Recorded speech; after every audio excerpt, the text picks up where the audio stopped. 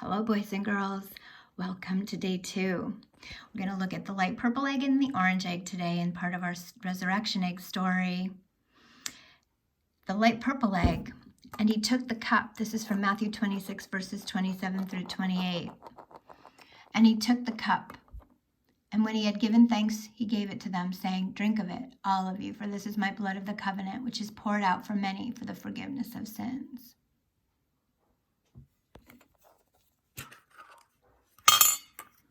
What is in the purple cup? The purple egg, is the cup.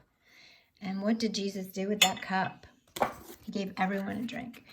He had a special dinner with his disciples, 12 of his closest friends who traveled with him and learned from him. During the meal, Jesus stood up and held out a cup. He gave everyone a drink of it. And then he said, I'm going to turn my camera. And then he said something that was hard for them to understand. He said that the wine in the cup was his blood. He didn't mean that they would actually be drinking blood or anything, but the wine was a symbol or a picture. A symbol means like a picture of his blood. He wanted them to remember the special night and the covenant, the promise he was making to them and to all the people. Do you know what that promise is? You will find out if you keep listening.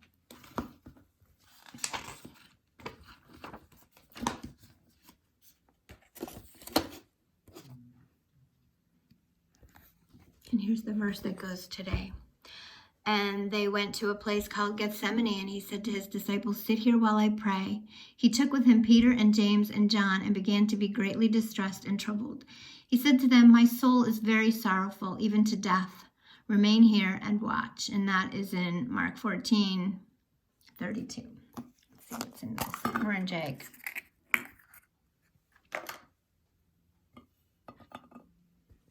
Praying hands. So we have the donkey from the first day, the coins of Judas Iscariot, the cup that Jesus shared with his disciples, and now the prayer, the hands of prayer.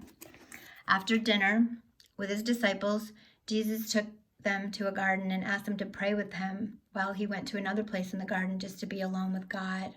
He began to be sad and dread what was going to happen to him. That's right here. He knew what was going to happen. Jesus was willing to die, though. He once said, "No one takes my life from me, but I lay it down on my own, of my own accord." And that is in John 10. You see, one of the remarkable things about Jesus was that, like no one before him or no one since, he was both God and man at the same time. The God part of him was willing to die because of his great love, but the human part of him did not want to experience the great pain that he would surely suffer by dying on a cross.